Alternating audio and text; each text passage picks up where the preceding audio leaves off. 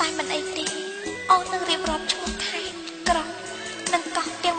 24ដែលចៅយួនបានប្លន់យកជម្រាបបងឲ្យអស់សង្ស័យដើម្បីទុកជាចំណុចដាច់ប្រវត្តិសាស្ត្រជូនបងក្នុងពេលនេះតែម្ដងចា៎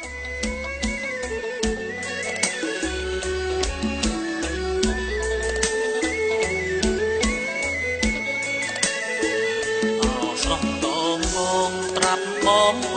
ងបានទេថាកម្ពុជាក្រោមមានខេត្តប៉ុន្មានមានឈ្មោះអ្វីខ្លាំងណាកាកលយាអាចប្រាប់បានប្រាប់ឈ្មោះខ្មែរប្រែយួនផង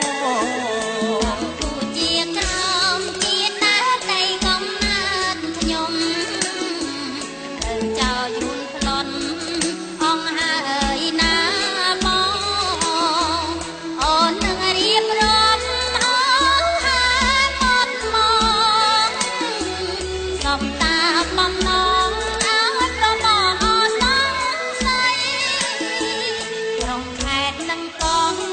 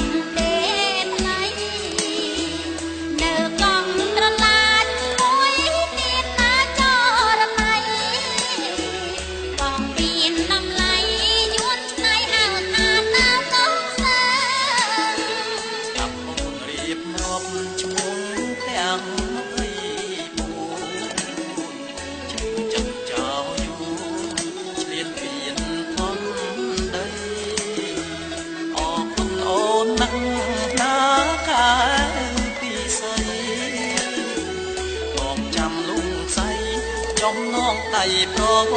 ត្តិសាស្ត្រ